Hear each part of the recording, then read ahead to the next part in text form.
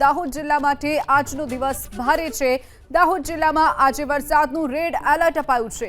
સુરત, નવસારી અને વલસાડમાં વરસાદનું ઓરેન્જ એલર્ટ અપાયું છે, તો ડાંગ, તાપી, નર્મદામાં પણ ઓરેન્જ એલર્ટ અપાયું છે। આ તરફ છોટાઉદેપુર, પંચમહાલ અને મહીસાગરમાં પણ વરસાદનું ઓરેન્જ એલર્ટ, તો ખેડા, આણંદ અને વડોદરામાં પણ ઓરેન્જ એલર્ટ અપાયું છે।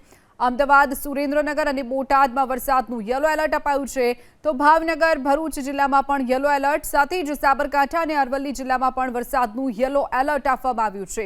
હવામાન વિભાગે જે આગાહી કરી છે, કેટલાક વિસ્તારોમાં રેડ એલર્ટ તો કેટલાક જિલ્લાઓમાં યલો એલર્ટ આપવામાં આવ્યું છે। રાજ્યભરમાં આજે ભારેથી અતિભારે વરસાદની આગાહી કરવામાં આવી છે, તો વહેલી સવારથી મેઘરાજા અનેક જિલ્લાઓમાં મન મૂકીને વરસી પણ રહ્યા છે। તો ભાવનગર, ભરૂચ જિલ્લામાં વરસાદનું યલો એલર્ટ અપાયું છે। સાબરકાંઠા, અરવલ્લી, અમદાવાદ, સુરેન્દ્રનગર અને બોટાદમાં વરસાદનું યલો એલર્ટ અપાયું છે, તો છોટાઉદેપુર, પંચમહાલ, મહીસાગર, ખેડા, આણંદ અને વડોદરામાં વરસાદનું ઓરેન્જ એલર્ટ અપાયું છે। સૌથી ભારે આજનો દિવસ દાહોદ માટે રહેશે। દાહોદ માટે હવામાન વિભાગે આજે રેડ એલર્ટ જાહેર કર્યું છે, તો આ તરફ સુરત, નવસારી અને વલસાડમાં વરસાદનું ઓરેન્જ એલર્ટ જાહેર કરવામાં આવ્યું છે।